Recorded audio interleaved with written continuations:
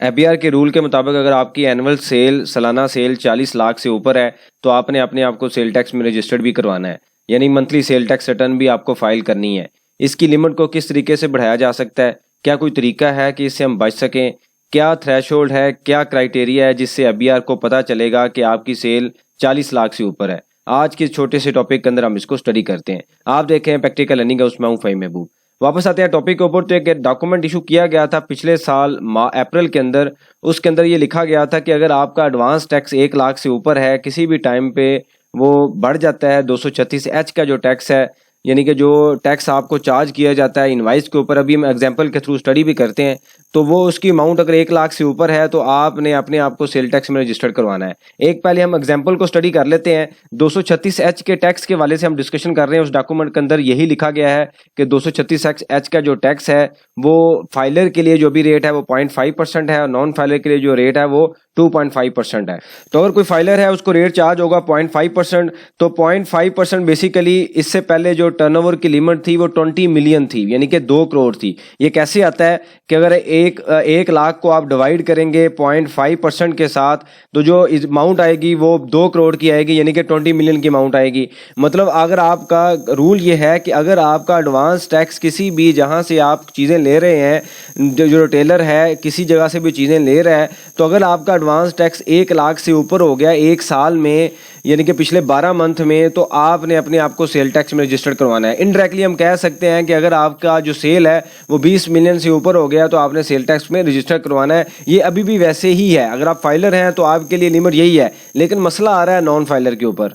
Non filer के लिए मसला ये है कि इस बजट में इस रेट को बढ़ा दिया गया है। ये जो अमाउंट है 2.5% कर दी गई है। मतलब ये जो 0.1% था उसको बढ़ा के 2.5% कर दिया गया है। अब अगर आप 1 लाख को डिवाइड करते हैं 2.5% के ऊपर, तो ये अमाउंट आएगी 4 मिलियन, यानी कि 40 लाख की सेल। अगर पिछले 12 महीनों में या किसी भी पीरियड में आपकी जो फिगर है वो 1 लाख से बढ़ जाती है, तो आपकी जो सेल है इनडायरेक्टली वो 40 लाख से अगर ऊपर होती है तो आपने अपने आपको सेल टैक्स में भी रजिस्टर करवाना है। आपके पास एबीआर की टीम आएगी, आपको नोटिस भेजा जाएगा कि सेल टैक्स में रजिस्टर्ड हो, और आपको ये भी कहा जाएगा कि आप पॉइंट ऑफ सेल इंस्टॉल करें, क्योंकि ये टियर 1 का जो रिटेलर है उसके ऊपर ये सारी कंडीशन अप्लाई होती हैं। तो टेक्निकली अब आप जेहन में रख लें कि अगर आपका जो टैक्स है, जो आप एडवांस टैक्स पे कर रहे हैं, जो मैन्युफैक्चरर जो डिस्ट्रीब्यूटर आपको चार्ज कर रहा है या मैन्युफैक्चरर जो आपको चार्ज कर रहा है जहां से आप चीज़ें ले रहे हैं, अगर उसकी वैल्यू जो है वो 1 लाख से पिछले 12 महीने में बढ़ गई तो आपको ये सारी चीज़ें होंगी। एबीआर का नोटिस भी आएगा,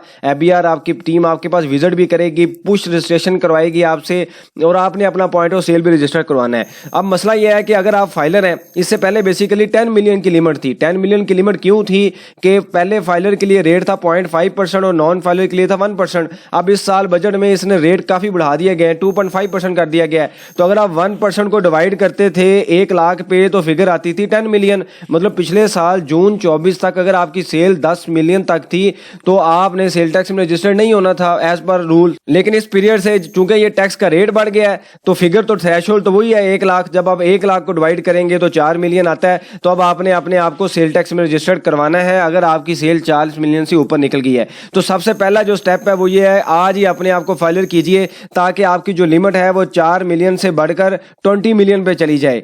तो आपको एटलीस्ट एबीआर की जो टीम है वो विजिट तो ना करे, पुश तो ना करे, और ना ये भी कहा जाए कि आप अपने आप को पॉइंट ऑफ सेल में रजिस्टर्ड करवाएं। तो सबसे पहला स्टेप ये है कि आपने अपने आप को फाइलर आज ही कीजिए ताकि जो आपका टैक्स रेट है वो कम हो और आप इस थ्रेशोल्ड से नीचे आएँ और आपकी जो सेल्स है वो बढ़ जाए और आपके ऊपर पॉइंट ऑफ सेल की भी ऑब्लिगेशन ना आए। तो 236H के हवाले से डिफरेंट तरह की जो लेक्चर्स हम देख चुके हैं, तो मैं टाइम टू टाइम मेरी कोशिश रही है कि आपको अपडेट किया जाए। पेट्रोलियम सेक्टर के ऊपर ये जो रूल है वो ख़त्म कर दिया गया है। अब क्वाइट पॉसिबल कि इस परसेंटेज को डिक्रीज कर दिया जाए। रूल ये ख़त्म नहीं होगा लेकिन नॉन फाइलर की जो परसेंटेज है हो सकता है उसको कम कर दिया जाए। तो इससे आप लाजमी अपडेट रहें। अगर आप इस कैटेगरी में आ रहे हैं तो आज ही ये डिसीजन फॉलो करें, अपने आप को रजिस्टर्ड फाइलर बनाएं ताकि आप इस थ्रेशोल्ड से बाहर निकल सकें। कोई रेलिवेंट सजेशन हो, क्वेश्चन हो, मेंशन कीजिए, इसके ऊपर हम डिस्कशन करेंगे ताकि जो लर्निंग का प्रोसेस है ये कंटिन्यू रहे। थैंक यू वेरी मच, जज़ाकल्लाह।